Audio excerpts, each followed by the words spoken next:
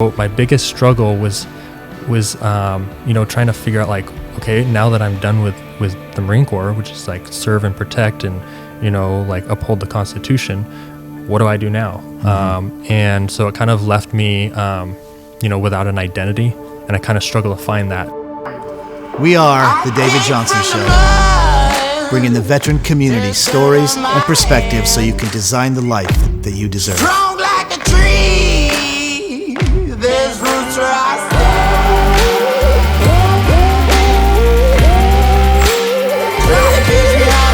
Welcome back to The David Johnson Show here at the studio in Phoenix, Arizona. We are joined right now with James Lloyd. Pleasure to have you, man. Thank you for having me. I appreciate it. Awesome.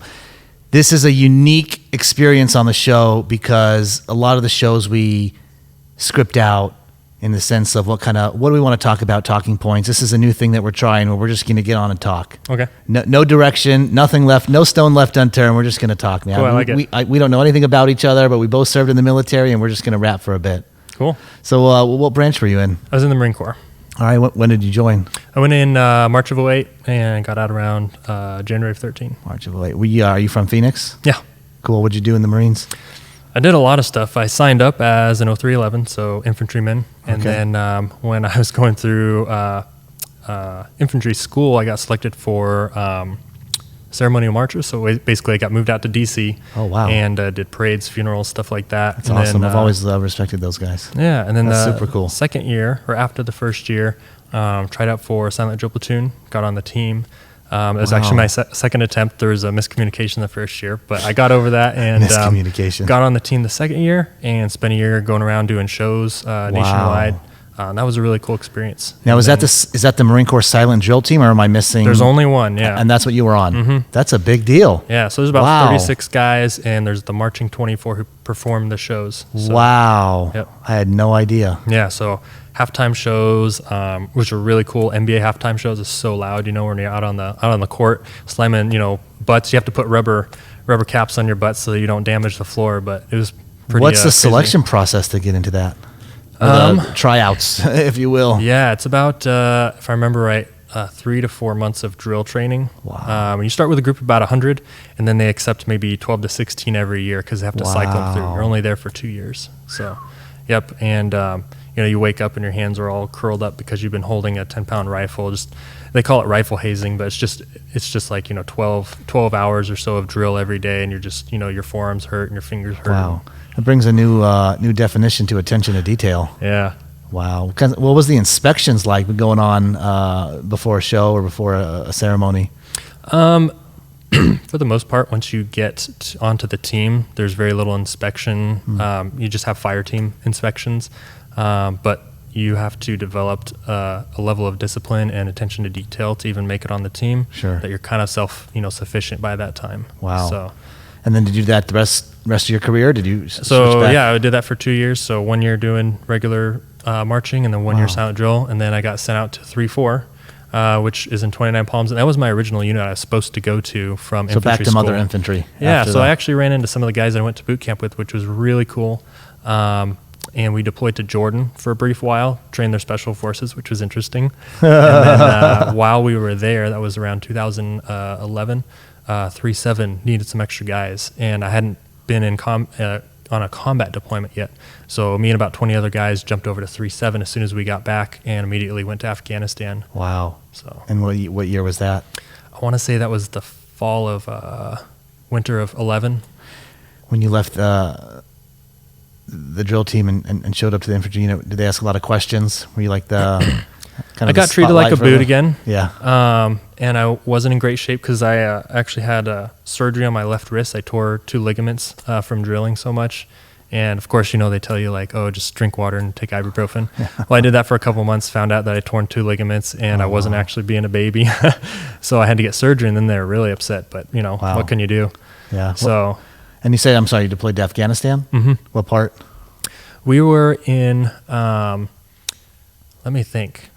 We were in Wishtan, I believe it was called. So it was like Fob Jackson and Fob Nole, I think. We were in that area. Wow. But we were kind of like the easternmost part. We were PB Chakaw, which is like as far east as you can go, I think, in the Helmand province. Wow. Minus some special forces. If you get on your little radar, you can see their their buggies out there driving around and stuff. So Did you ever think about re-enlisting, or did you know you wanted a ETS? I pretty much knew within a couple of years that I didn't want to stay in. Yeah. I kind of questioned it all the way up until getting out. But it was one of those things where I very much enjoy knowing stuff, knowing information, because it allows me to manage my time better and accomplish things. And in the military, for good reason, they very much want you to just obey without question. So I definitely understand that aspect. I just knew that it wasn't a good fit for me. So what did you do when you first got out? I did a lot of things. I think the first thing that I did after I got out is I tried for, I did some security work for a private security company here for a couple of years. And then I did some construction work for my father-in-law, who's a building contractor. So framing, remodeling, roofing, all that kind of stuff. After one summer of roofing, I was like, I'm never doing that again. Summer, yeah, especially. Yeah. And I climbed cell towers. I got certified in welding. So I was kind of just trying out different things. What do I like? And then eventually got into personal training. So I kind of fell back on like, what is the only thing that I have experience in and kind of know already? And that was fitness. I really had a passion for fitness. So. And that's what you still do today? No, I actually do video. So fitness led to video. Interesting. Yeah, I did fitness for about 5 years, trained, managed a gym, did online training, kind of the whole 9 yards. What would you say bouncing around when you get out, was it rough for you? Was it you just didn't know what you wanted to do? Or what was the mindset behind that? Yeah, it was kind of like when I got out, you have this huge kind of purpose and camaraderie when you're in the Marine Corps. Like you have one purpose, you have a unit of guys who have the same core values and all that stuff. And when you get out, you kind of lose that. And so my biggest struggle was trying to figure out like, okay, now that I'm done with the Marine Corps, which is like serve and protect and, like uphold the Constitution, what do I do now? And so it kind of left me, without an identity, and I kind of struggled to find that. And especially back then I was probably like mid to early 20s, still young. Now that I look back, I'm only 31 now, and I'm like, man, I was so young and immature. And had some struggles that really taught me that my identity is in Christ. And I've been a Christian since I was a young kid, but I'd never really seen him work until I had to struggle starting my own business, being married, and feeding the family on one income in a world that's not really designed for that. You know what I mean? Especially now. Wow. So you found your strength in Christ. Did that come gradually as you got out, or when you got out you knew it, or just slowly it built up built? over time? Yeah, it built up over time. It was me searching, trying to do everything on my own without help. Was there one event in particular that led to that, or just cumulative again over time? It was cumulative, but I would say last March, I think, about a year ago, we were in East Mesa. We were renting a single family home, and I had a training studio set up in my garage. I was doing online training, and business wasn't going great, but it was going okay. We were getting by. And we got a letter in the mail, and it was from the property management. And they're like, hey, the landlord's moving back in, so you need to move out. You have 6 weeks. We're like, I thought we were going to renew. And we had no money in our accounts. We had credit card debt to start the video business, which I was doing at the time, starting that up. And sorry, was the video business around personal training?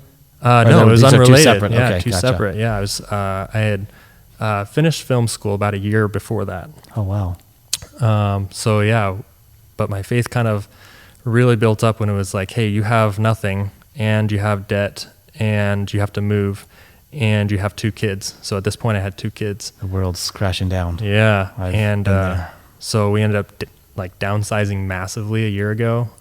Moved into a little apartment in downtown Mesa, and kind of put up with roach infestation, sewer floods and stuff like that in our apartment. Property management wasn't doing anything, and that was probably the peak of my realization. Like, when I have nothing, I have Jesus.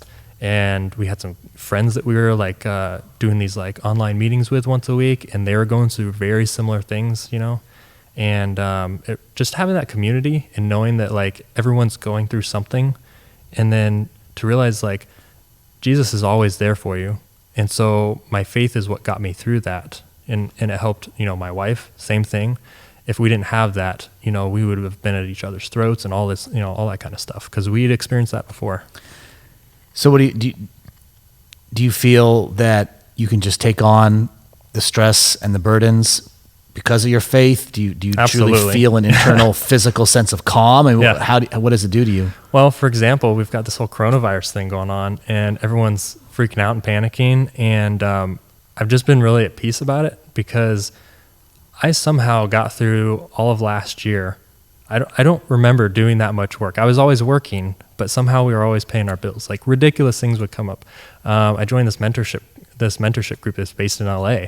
And when we needed, another $500 to finish paying off rent that month, I got a job through them with a company out in LA, but they're filming here in Arizona. They're like, hey, they need a drone operator. Can you do that? I was like, sure.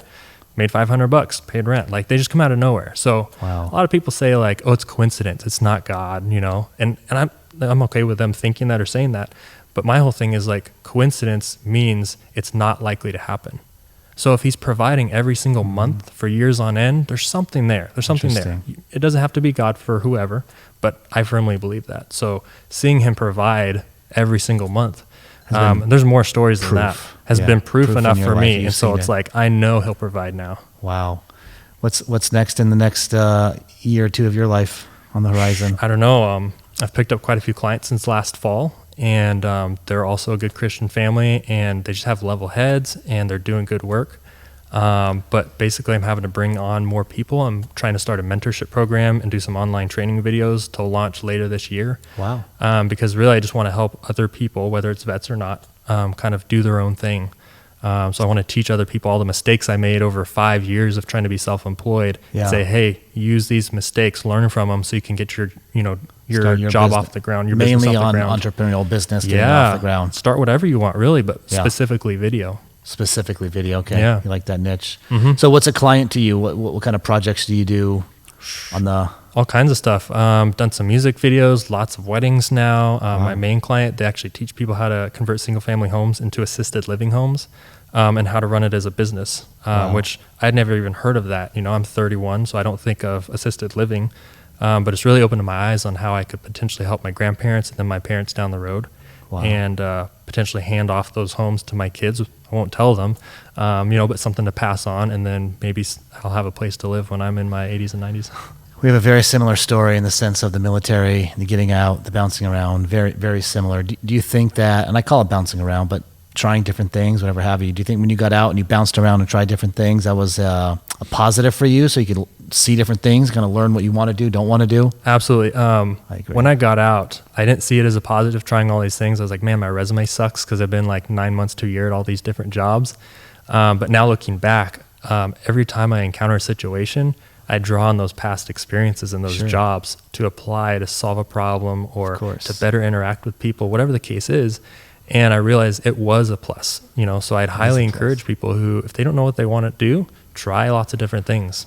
Well, I've said it on the show numerous times, and I'm a firm believer in this: knowledge is cumulative. You don't know what you don't know in your 20s, and you think you know a lot, and you get older. And I'm going to be 38 in about 2 weeks. So, I've been a full-time entrepreneur for almost 12, 13 years now. And like I said, knowledge is cumulative. I think you just keep building and building, and it compounds over time. So the guys and gals getting out of the military in their early 20s, you don't know what you don't know. As a matter of fact, this show that you're on right now started as a book. It did. That's cool. 9 months ago, I wrote a book on finance. That was the idea. That was the start. I personally feel that I've done a deep dive in finance the past 3 to 4 years, just because the business I had started making a little bit of money, and I needed something to do with my own money. But it's not like I could just go to a financial advisor. I'm not a big, it wasn't some big wig. Here's $1 million check, manage my money. I wasn't like that. But I'm like, okay, I'm making some money now. I need to do something. So I did a deep dive into finance and started studying it almost like an obsession on a daily basis. Cool. That's really cool. So much like you wanting to create these videos, mentors to somebody maybe wanting to start a business, I'm like, okay, well, I think I have something profound and relevant to say on finances, and I'm huge in the veteran community. I did 6 years in the Army, And I'm like, let me write this book, 50 pages, short and sweet to the point, but stuff that they should teach Perfect you. for Marines. Yeah, colors, pictures, charts. Like they should teach you this stuff in a college 101 class. Like Yeah. they just should. But Finances or money? Finances are money. I mean, what's the difference between a 401k, an IRA, and a Roth IRA? I don't know. How are you taxed? Well, that's a big deal, Yeah. right? I mean, and you're only going to retire one day or be financially stable one day if you start saving and putting your money into the proper buckets, investing them properly, know how those buckets affect you. Anyways, I'm getting off topic. That's all right. How the show started, this book I started kind of morphed into this. And again, knowledge is cumulative, and one thing led to another. You've met the producers. Yeah. And we got together and we said, you know what? Let's do a talk show. Let's Nice. do a show. Let's do a video podcast. But if you would have asked anybody in this room, let's do this show 10 years ago, the knowledge wasn't there. Yeah. And even if, the platforms and everything existed, but we didn't have the knowledge. Yeah. So, to your point and what you're saying, Absolutely. I totally agree. That's awesome. So what advice would you give the 23, 24, 25-year-old getting out? Definitely try lots of things. If there is some sort of faith that you'd like to pursue, or if you're interested in, definitely check it out. Because even though you don't have to be a Christian, but even the Bible says, "Seek and you'll find." And even if you don't want to, even if somebody told you that wasn't from the Bible, I could definitely say that just by seeking, you will find. I couldn't agree As soon more. as I started looking for more information, I just found out about Robert Kiyosaki last year, right? Apparently he's this big wig, right? And he knows a bunch of stuff. And Yeah. I started reading his books and yeah. hearing him talk. I'm like, Yeah. how is this not more? It's a new outlook. Yeah. And so then I started looking and finding more, and sure enough, I found more information. So definitely seek whatever it is that you're after, and you will find answers. And by meeting those Robert Kawasaki's of the world, seeing those, hearing those, reading those different perspectives, opinions, it helps to shape your mind. Yeah, right? and your life. Yeah, definitely rewires your brain. So definitely try different jobs, try different things, see what you like.